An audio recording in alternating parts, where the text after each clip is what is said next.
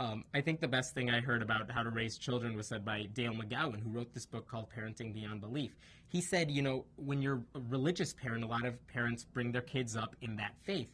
But we don't want atheist parents or bright parents making the same mistake. You don't teach your child what to think. You teach your children how to think. And then, you know, if they choose to be religious, if they choose to be a bright, if they choose to be a humanist, so be it. Your job is to teach them these are the questions you have to ask. These are the things you should want to know. And this is how you can find out that information for yourself. And you teach the child, you know, here's what people believe, here's what other people believe, and you teach them how to sort through that information and how to think for themselves. That's the best thing you can do.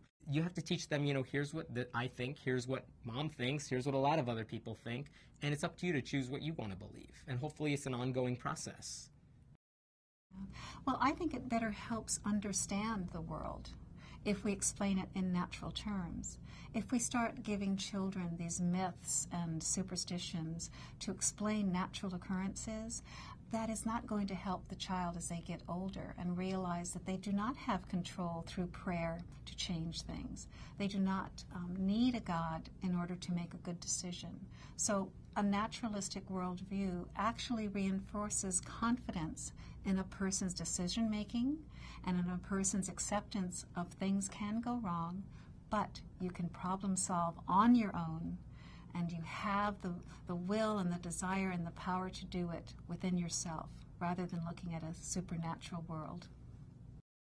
The Brights movement would love to have more people engaged in helping children to nourish their perspectives and answer their questions about the world, to investigate the various belief systems that people have, the various religions, the various history of secular movements in the past. It's great for kids to investigate and find out answers to all of their questions, and I think most parents who have a naturalistic worldview are pretty comfortable with the idea that their job is not to cause the children to think in a specific way, but to give the children the tools in which they can think things out for themselves. They can search for evidence.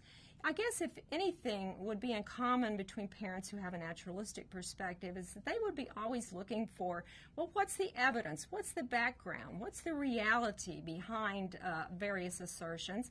And I think they'd probably like their children to learn those kinds of tools, but they're not interested in indoctrinating in any specific kind of perspectives or any specific beliefs that the children might.